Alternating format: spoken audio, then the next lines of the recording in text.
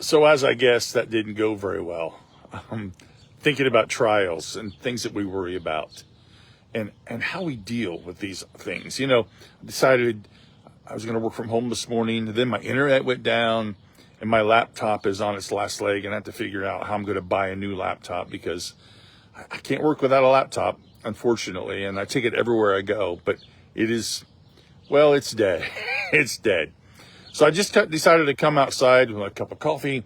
I came outside with my book and my cup of coffee. I set my coffee on my swing and my book on my swing. And of course I sat down and spilled my coffee all over my book. So I've got it laying in the sun now, where there is sun, trying to dry it. So I sat down.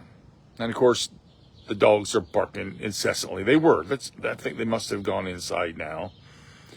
But it's quiet. I'm trying to listen to some music, and then of course a train goes roaring by at 50 miles an hour, as loud as it can be. I don't know if you saw that squirrel just jumped behind me. We face trials in all kinds of ways, right? Now, those aren't big trials. I confess, they're not big trials.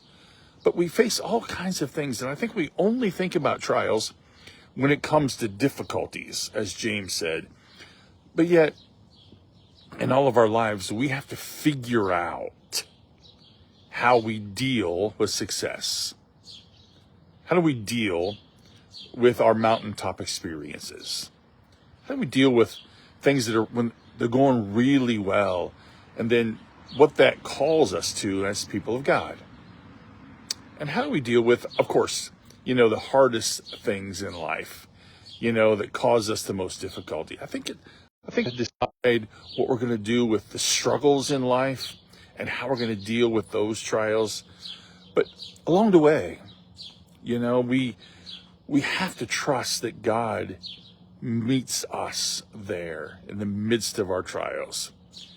The mundane ones, like spilling my coffee this morning and the internet being down and my laptop being dead and trying to figure out how I'm going to pay for a new one. They're not expensive, but they're not cheap, and figure out what I need and all of that. Then there's the big ones. I know, health situations, life and death, financial struggles, worrying about the future, whatever that might be.